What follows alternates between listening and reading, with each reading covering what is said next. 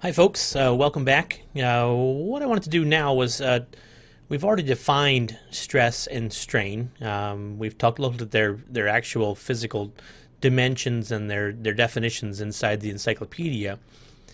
But what I wanted to do is take a little bit of time to sort of explore the effects of stress and strain, what their effects are on our materials, and ultimately how we use stress and strain to sort of create and build things.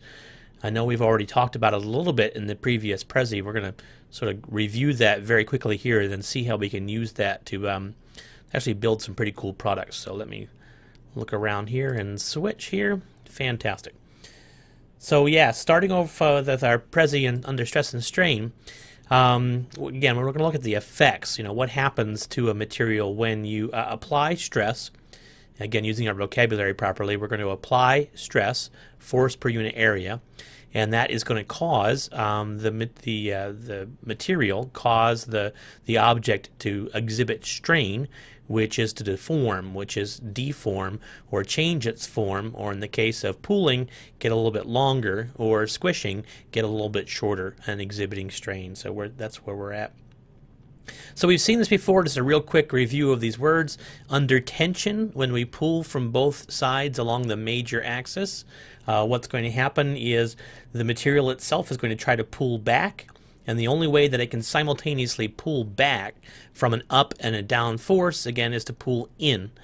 So the in force from the top and the in force from the bottom, as long as we're not moving it, are equally balanced, but there is no balance along the sides. So what happens is, since there is no counterforce along the sides, we exhibit this necking down, and the material, even though no one's pushing on the outside, this material sort of pulls in and necks down. It's not so much that there's pressure from the outside air. It's not as if there's air molecules slamming against the outside that are making this thinner. There literally are internal forces that are pulling the sides in as we pull the top and the bottom out, which is kind of cool and makes the middle thinner.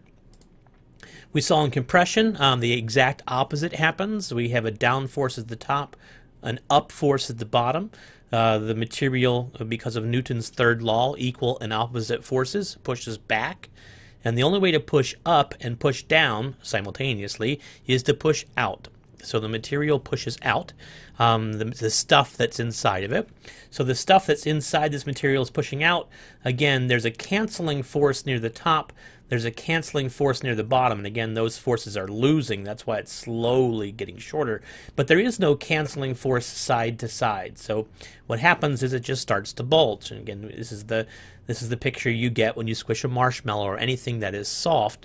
Not only does it get shorter, it also gets bulgier or wider, which is kind of cool. Again, shear is cutting, and we're going to get this idea of dislocation. We're going to, in this case, push along the minor axis, but we're going to push off axis rather than these guys being on the same minor axis where they would cancel each other out. In a compression area, we're moving this guy to the left, this guy to the right. And what happens is the left-hand side of the material starts to move this way, the right-hand side of the material starts to move that way, and eventually you separate them. We all know, because of our understanding of chemistry from high school and maybe even in college, that we know that material is not one solid piece of something.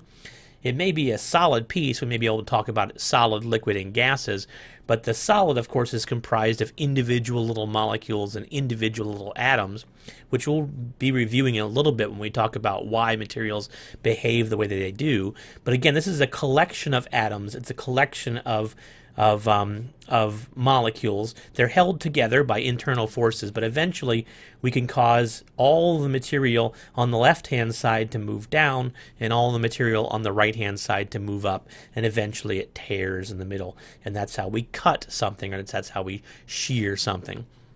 We talked about torsion.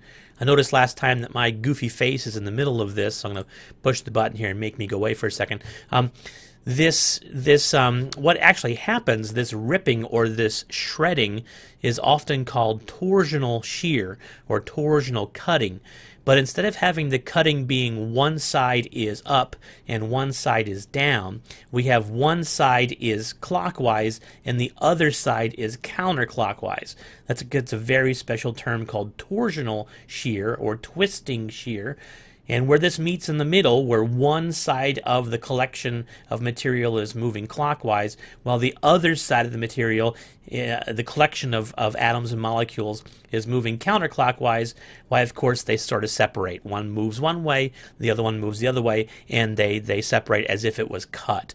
So down here is a sheared bolt, but this sheared bolt was not cut in the middle by someone slicing it with a pair of shears. It was cut in the middle by slicing it by torsional shear. What had happened is someone twisted the top away from the bottom. This may have been rusted or stuck inside the tapped socket, and this guy just wouldn't come out, and they just kept on pushing and pushing and pushing until one twisted past the other. So that's where we get the term torsional shear.